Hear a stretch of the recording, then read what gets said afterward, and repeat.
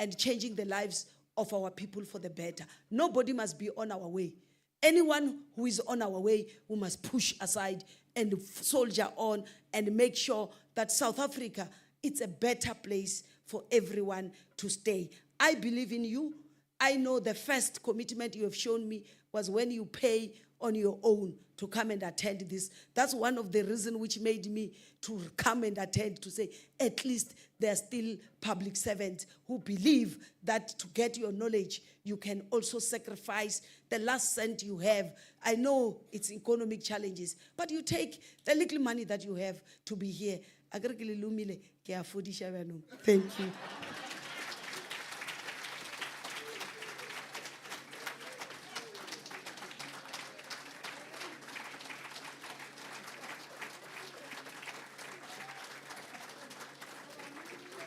Thank you. Thank you so much, Premier. Wow, what a mouthful speech. Oh, thank you so much for your keynote address. Yeah, no, it was mouthful, it was significant, it was meaningful. We really appreciate your keynote address. I'm not sure, is the gift for the Premier ready? Can I please have the gift for the Premier?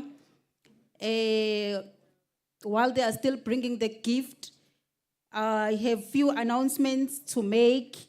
There is a car, the registration number LP16RJGP. Can the driver go and check that particular car? Apparently the lights are on. Then the second announcement, there will be a change a little bit in our program. We are now going to have our President, Professor Shai, who will deliver a message of support, apparently from the presidency, before we have the closing remarks. But then before I call upon our President, let me please, Premier, please come back to the stage so that we can give you our small token of appreciation. We appreciate your passion. We saw that you have passion about serving the people, especially rural community. We really appreciate that. We appreciate your ethical leadership. You show that you are really an ethical leader who is willing to transform the lives of rural communities.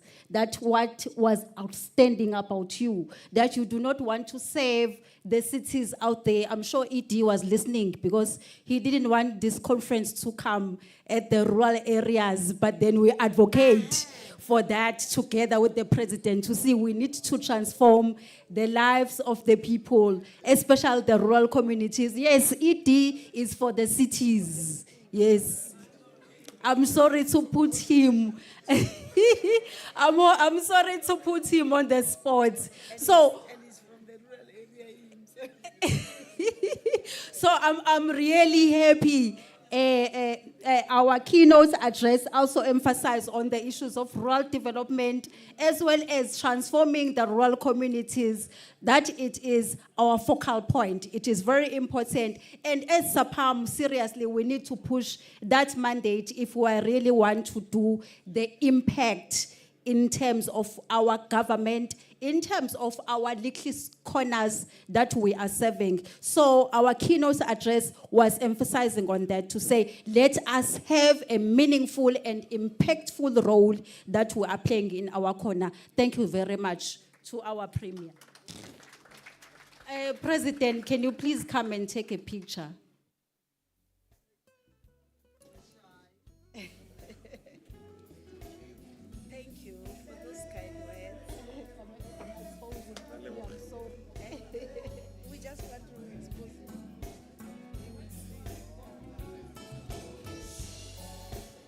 Thank you very much. Do we have a gift for the mayor? Can it please come as well? Our mayor, can you please come forward and we have a small token of appreciation for you as well. It is small but it's from the bottom of our heart.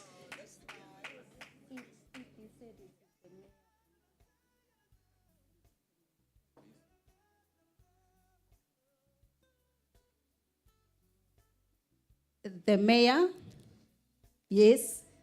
The VC, can you please come and hand over the gift to the mayor, please? Thank you very much, the mayor, for welcoming us in your province. We really appreciate you as well. It is just a small token of appreciation from us as SAPAM. It might look small, but it's from the bottom of my heart. We really appreciate your warm welcome. Thank you so much. Mr. President, the message of support from the presidency.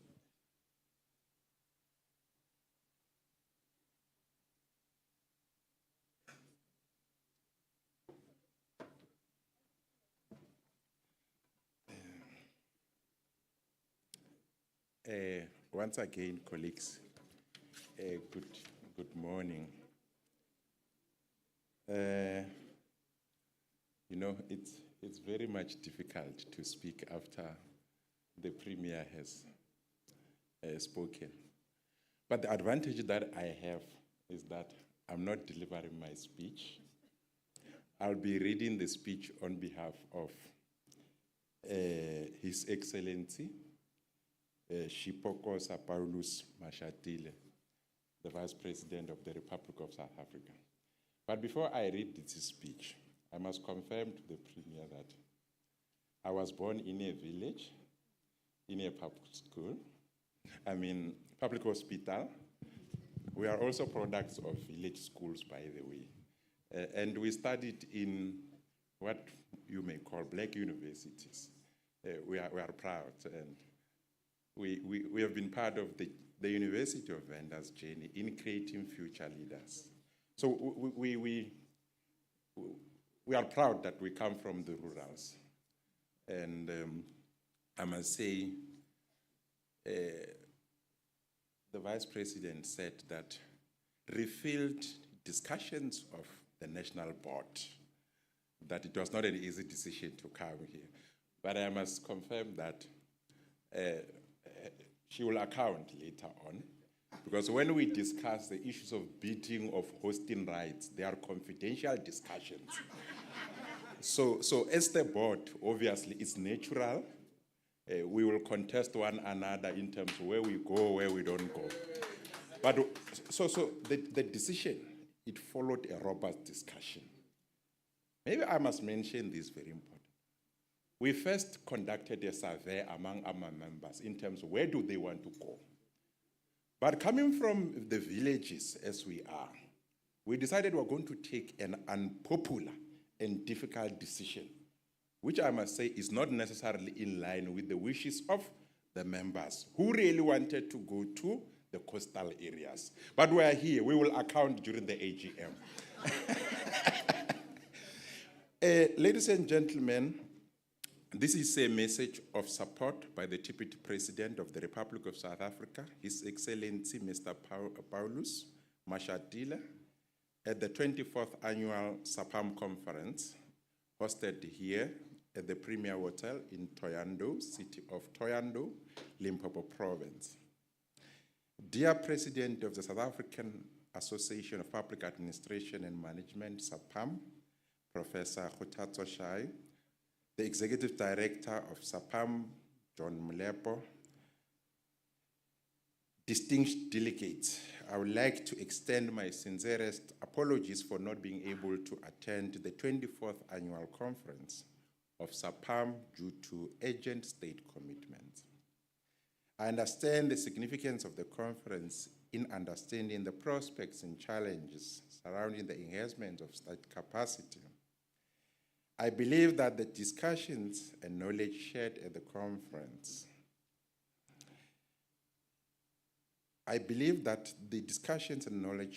conference will be invaluable in shaping the future of public administration and management in South Africa. I also wish to extend my warm congratulations to SAPAM on its recognition by the South African Qualifications Authority, SAQA, as a professional body. This achievement is not only a milestone for the association, but also for the broader discipline of public administration and management in our country. It will also strengthen the government's undertaking of ensuring that the state is served by professionals who are competent, ethical, and committed to the highest standards of public service. The idea of a capable and developmental state has been part of South Africa's democratic vision since 1994. Our constitution roots its vision mandating that the values of accountability, transparency, responsiveness, and professionalism govern public administration.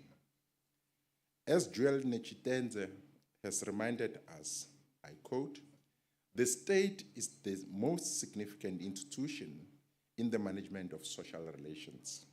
It is a concentrated expression of power and a platform of contestation among various sectors of the society. For the state to fulfill its responsibilities, it should not only have the requisite capacity, it must enjoy the popular legitimacy." Close quote. There is therefore no doubt that the state capacity is about the values, skills, and integrity of those who serve, just not institutions and resources. A capable state is the bedrock upon which social and economic development rests.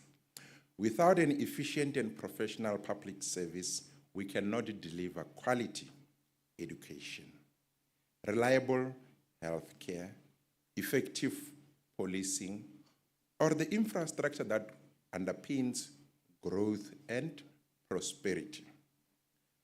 President Cyril Ramaphosa has also weighed in on the significance of building an ethical, capable, and developmental state, as South Africa marked September as the Public Service Month, a time to focus on the essential contribution that the country's 1.7 million public servants make to meeting the needs of the people. It is through public servants, the President said, that government provides healthcare, education, policing, social services, and countless other essential functions that touch every South African's life. When, in the words of the President, he states, I quote, "When our public service operates at its best, it is a powerful instrument for social and economic development. When it falters, it is often our most vulnerable citizens who bear the brunt," close quote. We believe that a capable and developmental state refers to a government that has the essential resources and skills to successfully execute policies that foster economic growth and enhance the well-being of its citizens. This requires a knowledge and an effective public service, strong institutions, and a dedication to tackling the fundamental issues of poverty and inequality. Thus, a developmental, capable, and ethical state requires skilled managers, especially DGs and HODs, with clear lines of authority and accountability to execute their duties in a way that achieves optimal outputs and agreed outcomes.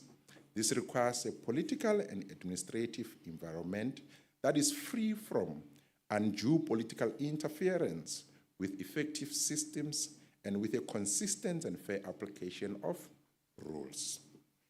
For these reasons, then, our government has placed professionalization of the public service at the center of its reform agenda. The two key priorities in this regard are as follows. One, building a meritocratic public service, ensuring that appointments and career progression are based on merit, competence, and ethical conduct. This includes insulating the public service from undue political interference and creating conditions where excellence is rewarded and mediocrity is not tolerated. Two, continuous learning and capacity development, creating a culture where public servants at all levels engage in lifelong learning, professional growth, and adherence to the highest standards of service delivery. These priorities are already being advanced through the National Implementation Framework on the Professionalization of Public Service, which was adopted by Cabinet. This framework calls for pre-entry exams for senior managers, stronger accountability systems, and the alignment of qualifications and professional standards with the needs of the state. But government cannot achieve these goals alone. It requires the active participation of professional bodies, higher education institutions, practitioners who work every day in the machinery of the state. Professional bodies such as SAPAM are critical partners in ensuring that these priorities are achieved. By convening conferences like this, SAPAM provides a vital platform where government officials, academics, practitioners, and students can come together to reflect, to critique, and to innovate. SAPAM is not only a professional body, but it is also a hub where the theory and practice of governance meet. However, let me issue a challenge to all delegates here today. The research presented in this conference must find expression in the policy agenda of government. Academics should not speak alone, and practitioners should not act alone. The real strength lies in collaboration, in which knowledge must inform practice, and practice must in return refine knowledge. The inclusion of young people in these conversations ensures that the next generation of public servants and scholars is mentored, inspired, and equipped to carry forward the agenda of professionalism. Their voices, energy, and fresh perspectives must be part of shaping the capable state we all aspire to build. If we do not channel the energy and creativity of our young people into constructive service, we risk squandering a demographic dividend. Professional bodies like SAPAM have a responsibility to open pathways for mentorship, internships, and career guidance that align with the demands of a professional public service. However, as we celebrate SAPAM's recognition as a professional body by SAQA, we must be honest about the challenges before us, which among others include skills shortages, uneven capacity, which are essentially evident in municipalities, while declining public trust in institutions remains a serious concern, and corruption and maladministration.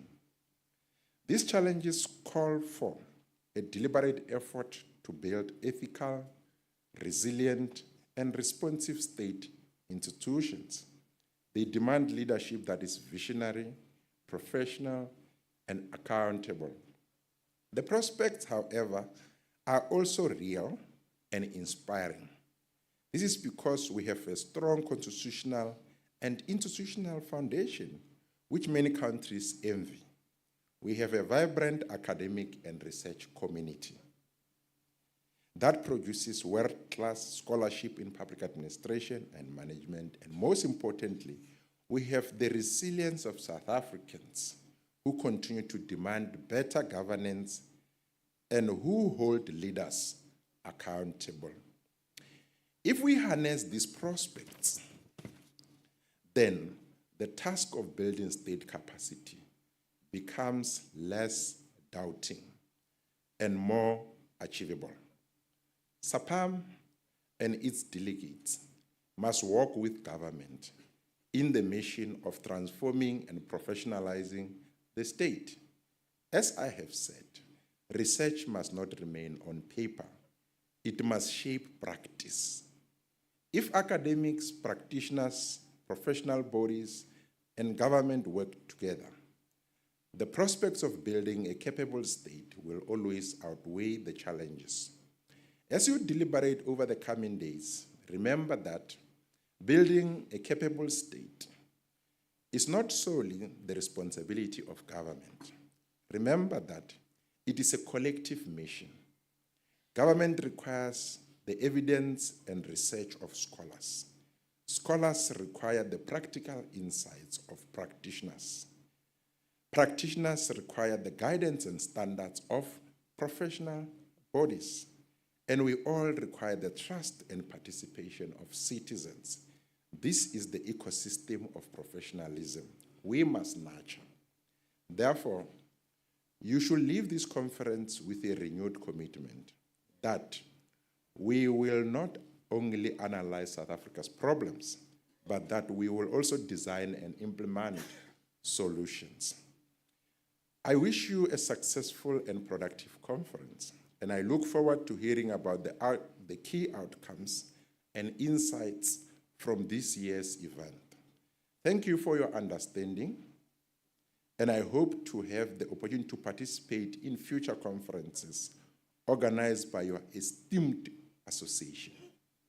On behalf of the President and the government of the Republic of South Africa, I once again congratulate SAPAM on this remarkable milestone, and I call on all of us to continue this work, side by side, for the welfare of our nation. I thank you.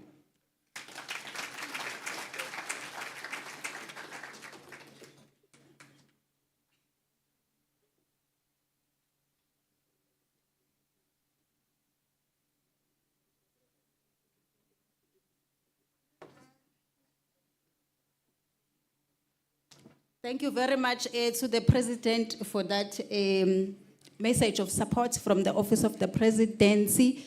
Colleagues, I don't want to waste time. We are approaching the AGM. We have the gift as well for the Deputy Minister. You got it? Oh, they are saying I must give you the gift as well as the Vice Chancellor. Yes, can you please come up for your small token of appreciation as well, and our VC.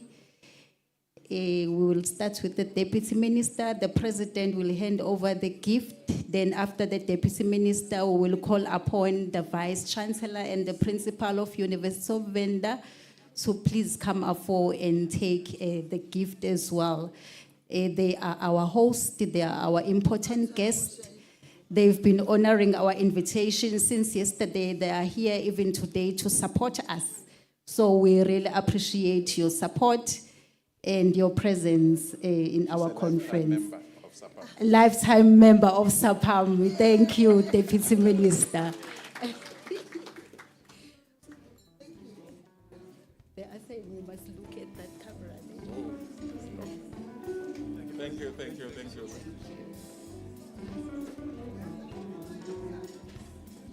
Thank you very much. Thank you.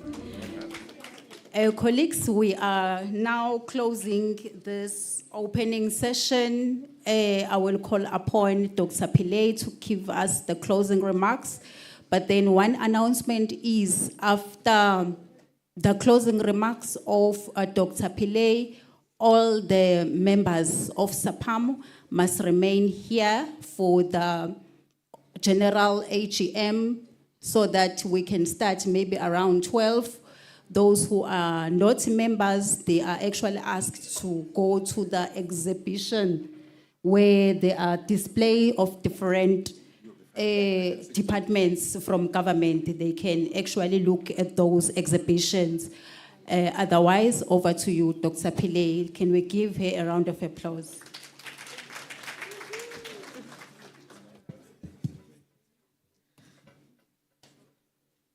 Good morning, Dima Chaloni. Just in my closing remarks, thank you to our guests this morning for being here and gracing us with your pleasure. On behalf of the SAPAM Executive Board, we'd like to thank our keynote address, the Premier of Limpopo, Dr. Popien Ramathuba, for not only your thought-provoking address, but also highlighting the importance of not just deliberating this week, by turning it into actionable steps. And I think we walk away today with a lot of work that we need to do as academics within the discipline and as practitioners within public administration. Secondly, to the Deputy President, Mr. Paul Machiltile, for his message. In absentia, on behalf of the Presidency, the Vice Chancellor and Principal of Univen, thank you for hosting us in your beautiful, on behalf of your beautiful university, and for having us.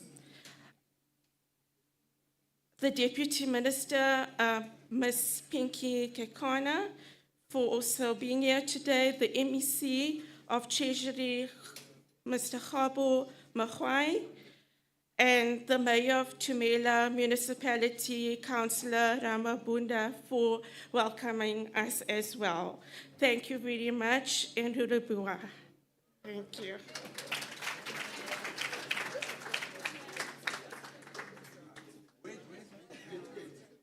We cannot. Are you sure?